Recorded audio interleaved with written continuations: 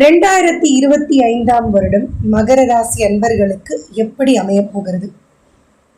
March மாசத்துல நடக்கவிருக்க சனி பெயர்ச்சிக்கு பிறகு கம்ப்ளீட்டா இந்த 7.5 சனி பாதிப்பிலிருந்து மகர ராசி அன்பர்கள் வெளில வர போறீங்க. மனக்கவலை, மனச்சோர்வு, குழப்பம், மன அழுத்தம் அப்படின்னு எந்தெந்த விதத்திலேயோ பாதிப்புல இருந்த மகர ராசி அன்பர்கள் இந்த மன பாதிப்பிலிருந்து வெளியில வந்து இப்பதான் வாழ்க்கையில நம்ம என்ன பண்ணலாம், அடுத்து என்ன செய்யலாம், மேல வரத்துக்கு என்ன முயற்சிகள் போடலாம்னு சிந்திக்க ஆரம்பிக்கக்கூடிய வருடமாக இந்த 2025 வருடம் இருக்கும். பொதுவாகவே மகர ராசி என்பர்கள் லக்க ரொம்ப நம்ப மாட்டீங்க. இந்த 2025 வருடத்துல குறிப்பா நம்ம ரொம்ப லக் ஃபேவர் பண்ணக்கூடிய வருடமாக இருக்காது. உழைத்தால் மட்டுமே முன்னேற முடியுங்கிற மாதிரியான வருடமாக இருக்கு. அதனால கிடைக்கின்ற வாய்ப்பை பயன்படுத்தி கொள்ளக்கூடிய வருடமாக 2025 வருடம் மகர ராசி அன்பர்களுக்கு இருக்க போறது. குழந்தைகள் மூலமாகவோ அல்லது தந்தையின் மூலமாகவோ மனக்கசப்போ அல்லது செலவுகளோ அதிகரிக்கிறது அப்படிங்கிறத நீங்க பார்க்க முடியும். ஏதோ ஒரு விதத்துல நம்முடைய பணம் நம் கையை விட்டு கரைந்து கொண்டிருக்கிறது அப்படிங்கிற மாதிரியான அமைப்பு, செலவுகள் அதிகரிக்கக்கூடிய அமைப்பு இருக்கு. இது சனி பயிற்சியும் இல்லை, குரு பயிற்சியிலும் உங்களுடைய விரயஸ்தானத்தை குரு பார்க்கறதுனால சுப விரயங்களாக அது மாறுவதற்கு வாய்ப்பு உண்டு. இந்த 7.5 சனியில வந்த வாய்ப்பெல்லாம் தவறி போச்சு, என் கையை விட்டு போச்சு அப்படின்னு கவலையில இருந்த மகர ராசி அன்பர்களுக்கு குரு பயிற்சிக்கு பிறகு வேலையில நிறைய மாற்றங்களும் வாய்ப்புகளும் கிடைக்க போகிறது. வெளிநாட்டு பிரயாணங்கள் நிறைய பேர் போகிறதுக்கான சூழல்கள் இருக்கும். ஆன்சைட் ப்ராஜெக்ட் போறதுக்கு வாய்ப்பு இருக்கு. உங்களுடைய பிஸ்னஸை கடல் கடந்து நீங்க விரிவுபடுத்துறதுக்கான வாய்ப்புகளும் குரு உங்களுக்கு வழங்க போகிறார். 2ஆம் இடத்திற்கு குரு பார்வை கிடைக்கிறதுனால குடும்பத்தில் அமைதியும் மகிழ்ச்சியும் நிலவக்கூடிய வருடமாக இந்த 2025 வருடம் உங்களுக்கு அமையும். நிறைய பேருக்கு திருமண பாக்கியங்கள் குரு பார்வையினால் ஏற்பட போகிறது. உங்களுடைய பேச்சு அருமையாக இருக்கும். இவ்வளவு நாளா பேசாத மகர ராசி என்பவர்கள்லாம் மகிழ்ச்சியோடு பேசி மற்றவர்களோடு பழகக்கூடிய சூழல்கள் இந்த 2025 வருடத்தில் அமைய போகிறது.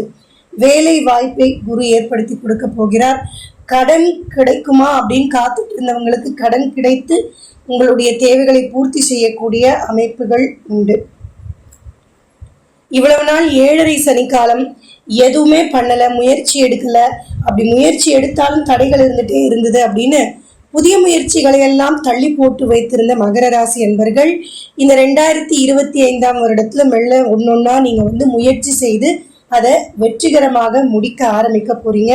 வியாபாரம் புதிதாக தொடங்க நிறைய பேர் அதற்கான முயற்சிகள்ல இறங்குவீங்க. வேலை வாய்ப்புகள் கிடைத்து, வேலை மாற்றங்கள் கிடைத்து, பிடித்த வேலையில நிறைய பேர் சென்று அமரக்கூடிய வாய்ப்புகளும் இந்த 2025 வருடத்துல உங்களுக்கு காத்து கொண்டிருக்கு. 2ஆம் இடத்திற்கு ராகுவும் 8ஆம் இடத்திற்கு கேதுவும் பயிற்சியாகி வருகிறார்.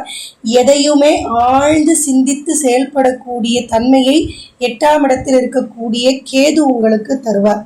யாரெல்லாம் ஆராய்ச்சி செய்யக்கூடிய தொழில் செய்றீங்களோ, யாரெல்லாம் அஸ்ட்ராலஜி பார்க்குறீங்களோ, இந்த மாதிரி எதையும் சிந்தித்து செயல்பட வேண்டிய எந்த ஒரு காரியமாக இருந்தாலும் 8ஆம் இடத்திற்கு கேது வரும்பொழுது அதையெல்லாம் அருமையாக செய்து முடிக்கக்கூடிய காலமாக இருக்கும். 2ஆம் இடத்திற்கு ராகு வந்தா ஏதாவது குடும்பத்துல பிரச்சனை வருமா அப்படின்னு கவலை கொள்ள வேண்டாம். ராகு 2ஆம் இடத்திற்கு வந்தாலும் குருவின் பார்வை கீழே இருக்கிறதுனால மகிழ்ச்சி நிறைந்ததாக தான் உங்களுக்கு வாழ்க்கை இந்த 2025 வருடத்துல குடும்ப வாழ்க்கை அமைய போகிறது. பொருளாதார பணவரவும் உங்களுக்கு அமைய போகிறது. இந்த 2ஆம் இடத்தில் வரக்கூடிய ராகு உங்களுடைய தன வரவை அதிகரிக்க போகிறார். வராத விஷயங்கள், வராத பணம், கடன் இதெல்லாம் உங்களுக்கு மீட்டெடுத்து கொண்டு வந்து தரக்கூடிய அமைப்புல 2ஆம் இடத்தில் வரக்கூடிய ராகு உங்களுக்கு செயல்பட போகிறார். பேச்சு வன்மை அதிகரிக்கும். பேச்சு சாமர்த்தியத்தினால் நிறைய விஷயங்களை சாதிக்கக்கூடிய தன்மையும் 2ஆம் இடத்தில் வரக்கூடிய ராகு குருவின் பார்வையினால் உங்களுக்கு தர காத்து கொண்டிருக்கிறார். மொத்தத்துல மகர ராசி அன்பர்களுக்கு இந்த 2025 வருடம் ஒரு மகிழ்ச்சியான வருடமாக அமைய போகிறது. வாழ்த்துக்கள். மீண்டும் உங்களை அடுத்த பதிவில் சந்திக்கிறேன். நன்றி, வணக்கம், ராம் ராம்.